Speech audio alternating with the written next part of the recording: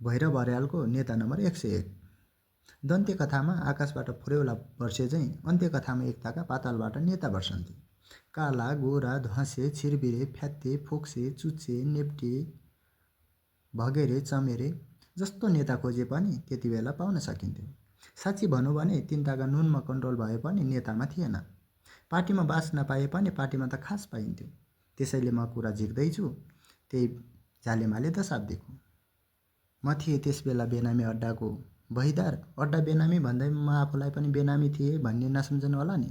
खासखुस बहादुर बेनामी खतिवटा भनेपछि सिंहदरबारदेखि कमेलाकोटीसम्म मलाई नचिने कोही थिएन। बाहिर छाउन्जेल घुम्ने, भित्र छाउन्जेल उप्ने भएकाले कोही मलाई बहिदारको सट्टा फैदार पनि भन्ने गर्थे। तर के गर्नु, प्रमोसन पाउने बेला भयो कि आइपुग्थ्यो अर्को जगरसेट। कहिले नेता मार्का, कहिले नाता मार्का। मलाई एक दिन झोकै चल्यो। दर्जाको पछाडि एउटा टर नझुन्डिएको जागिर त के खानु, किनभने जमानै टरको छ। हेर्नुहोस् न, minister, director, inspector, master, doctor, editor, auditor इत्यादि।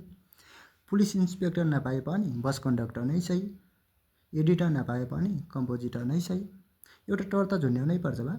यो जाबो बहिदार सधैँको दिगदार। यस्तै कुरा सोच्दै मकै मार्का बेसनको लड्डु खाएर चुई चुई कराउने साइकल रूपी छुचुन्द्रमा गणपति लम्किए झैँ ढल्किँदै ढल्किँदै हल्लिरहेको थिएँ। नयाँ सडकको मूल ढोकैमा प्रसिद्ध नेता कछुवा काण्ड कार्की भेट भए। साइकलबाट ओर्लदै नमस्कारपूर्वक मैले सोधेँ, नेताजी कता? एउटा पार्टी छोडिहाल्यो, अर्को पार्टी खोलिसकेको छैन। त्यसैले हालसाललाई नेताजी न यता न उता। नेताजीले नाक मुसार्दै भने अनि खल्तीबाट क्राइबेन चुरोट निकाल्दै गम्भीर मुद्रामा मलाई सम्झाए, तपाईँ जस्तो नौजवानले पनि बहिदारमा झुन्डिने हो? आउनुहोस् मेरो पार्टीमा काम गर्न, सेक्रेटरी बनाइदिन्छु।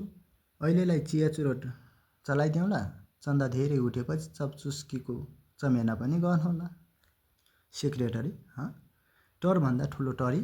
उनको कुरा सुन्ने बित्तिकै के खोज्छस् काना आँखो भने चाहिँ मलाई लाग्यो र झोला र झन्डा काँधमा हालेर हिँडेँ।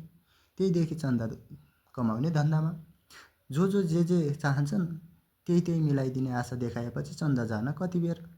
हाम्रो घोषणापत्रमै लेखिएको थियो, व्यापारीलाई दर, सुकुम्बासीलाई घर, जागिर खानेलाई पोस्ट, खाजा खानेलाई टोस्ट, जोगीलाई जक्सन, रोगीलाई इन्जेक्सन, पढ्नेलाई पास, खेल्नेलाई तास, गाइनेलाई भायोलिन, आइमाईलाई नाइलिन, पुलिसलाई डन्डा, नेतालाई झन्डा, पण्डालाई भेटी, गुन्डालाई केटी इत्यादि। तर के गर्नु, नेता थिए नम्बर 1, जति चन्दा पठाए पनि आफै चो। आखिरमा गएर मलाई जङ्गबहादुरको पालाको एउटा जडौरी कोडमा टारिदिए। चौडाखाना गएको सम्झी झोलमा डुबेर मर्यो भने चाहिँ म हिस्सा बुढी हरिया दाँत भए। तर उद्योग गर्दै रहेपछि एकातिर नभए अर्कातर्फ गल्प सम्झेर तुरुन्तै जोइन गरे अर्को पार्टी। पार्टीको नाम त के हो कुन्ने अङ्ग्रेजीमा थियो, तर नेताको नाम भने रेशमबेर पाडे हो। नेतालाई भेटेकै दिन श्रीमती नेतीले मसित सुटुक्क भने, तपाईँ पहाडको मान्छे, एक दिन शुद्ध घिउ ल्याइदिनुहोस् न, म उहाँ हजुरलाई भनेर अफिसको सेक्रेटरी गराइदिउँला। के गरौँ, नेता नम नेति नम चैव वचनम, नैव लङ्घियत संसदीय प्रजातन्त्रीय पार्टी नेतैव ईश्वर। यही ठानी गए उही दिन काम्लो कुम्लो बोकेर देवपुरतिर। त्यही घिउ बोकेर आउँदै थिए, भाग्यमानीको भुतै कमारो भने चाहिँ अर्को नेताले समाएर भने, त्यो ठगसँग किन लाग्छौ, बरु एक टिनको अर्डर मै दिउँला तिमीलाई, मेरो पार्टीको सङ्गठन गर। कुरा मलाई ठिकै लाग्यो र थाले उनैको पार्टीको लागि मान्छे फकाउन। माम पाएपछि काम गर्न को गाह्रो मान्छ। कसैलाई कुराले फुलाएर, कसैलाई सुराले झुलाएर, कसैलाई झन्डाले लोभ्याएर, कसैलाई डन्डाले सोझ्याएर, कसैलाई खेती चोरी देऊला भनेर, कसैलाई केटी खोजिदेऊला भनेर, कसैलाई नुन पाउला भनेर, कसैलाई सुन पाउला भनेर इत्यादि गर्ने गरी मेरा मनोमान खुसी राजी 7 पार्टी सदस्य बुकमा सही गरे। यसको फलस्वरूप कैयौँ पटक जुलुस, भाषण, हडताल, पिकेटिङ गरियो। जहाँसम्म हाम्रो अखिल नेपाल दुःख मोचन पार्टीको सरकार हुँदैन त्यहाँसम्म हाम्रो सङ्घर्ष जारी नै रहन्छ भन्दै सभापति श्री बदन विलास बानियाले नेपाल चौरमा कुर्लिए। शहीदको शपथ खाँदै उनले पनि भने कि हाम्रो पार्टीको सरकार बनेको भोलिपल्ट नेपालको दुःख जति कालमोचनमा लगी म बगाइदिउँला। नभन्दै नेताले फुर्को हालेको दिन उनकी सालीले हिराको लुर्का पाइन्। मैलेसम्म एक तुर्को चिया पाएको थिएँ। मैले बनाएको सदस्यलाई त एक कुटका ल्वाङ पनि पाएनन् बा। अरू जनता भने भोलिपल्टदेखि कतै नेताको सालाको कतै सालाको पनि सालाको मुटका पाउन थाले। योदेखि मलाई साह्रै जङ चल्यो र म पुगेँ अर्कै पार्टीमा। तर त्यो रहेछ गजब पार्टी। जानसाथ मेरो इन्टरभ्यू लिन थाल्यो। प्रश्नोत्तर यिनै थिए। हुलदङ्गमा त कति पटक पक्रिएको छस्? छैन।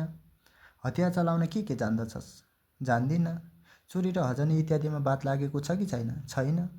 परेको बेलामा चर्पीको पलबाट भाग्न सक्छस् कि सक्दैनस्? सक्दिनँ इत्यादि। अनि नेताले एउटा ठेली पल्टाएर भन्यो, चोरी चकारी नगरी चतुर्याइ हुन्न, दङ्गा फसाद नगरी इज्जतै रहन्न। सोझा र सजना कबै नलिनु दलैमा, पार्टी चलाउनु सधैँ चलाउ बलैमा। यो सुनेर म अक्क न बक्क परि फर्केँ वरैतिर। तर पार्टीको नसा अफिमको भन्दा पनि कडा हुने रहेछ। बाबुआमा गाली गर्थे। पार्टीमा कुद्नुभन्दा पार्टीमा एउटा नाङ्ले पसल थाप्नु नि बाबु। तर के भने यस्तो? नेता हुने मान्छेले नाङ्लामा तिलौरी बेचौँला, बेचेर बस्नु।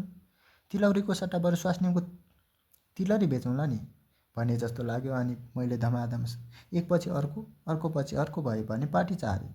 2-4वटाको नाम पनि सुनिहाल्नुहोस्। 1 राष्ट्रिय छलसाम परिषद, 2 अन्तर्राष्ट्रिय पेडा जुल्फी दल, 3 अन्तर्राष्ट्रिय खुर्पा पार्टी, 4 अराष्ट्रिय जम्बुक दल, 5 सुराष्ट्रिय कन्या खोज मण्डल, 6 कुराष्ट्रिय कुकर्म काउन्सिल इत्यादि। श्राद्ध गर्दा बिकलाई घोप्ट्याएर दुनो पनि पछि गएर पुरीले सोझ्याउन लाउँछन्। तर मेरो घोप्टिएको दुनो कतै पनि सोझेन। 100वटा नेताको सङ्गत गरेँ, जुत्ता बोकेँ, आखिरमा आएर न यता न उता। त्यसैले झोकै शान्ति माओलीको मद्दतले मैले पनि एउटा पार्टी खोलेको छु, जसको नाम हो अखिल नेपाल भस्याङ दल। जसले जे भने पनि आखिरमा पनि एउटा नेता भइहाले। अन्त्यमा मेरो पार्टीमा काम गर्न चाहने कुनै कङ्गाली छन् भने बङ्गाली भाषामा एउटा दरखास्त लेखी बतासे हुलाकमा खसालिदिनु होला। अथवा जखन्ने मुसा धुरी कोस्रने बिरालोको सिङमा झुन्ड्याइदिए पनि हामी कहाँ आइपुग्छ। सो पनि नसके एउटा लाटोकोसेरोको कानमा सुटुक्क बानी पठाए पनि हुन्छ। नोट गरी राख्नुहोस् है, नेता नम्बर 101।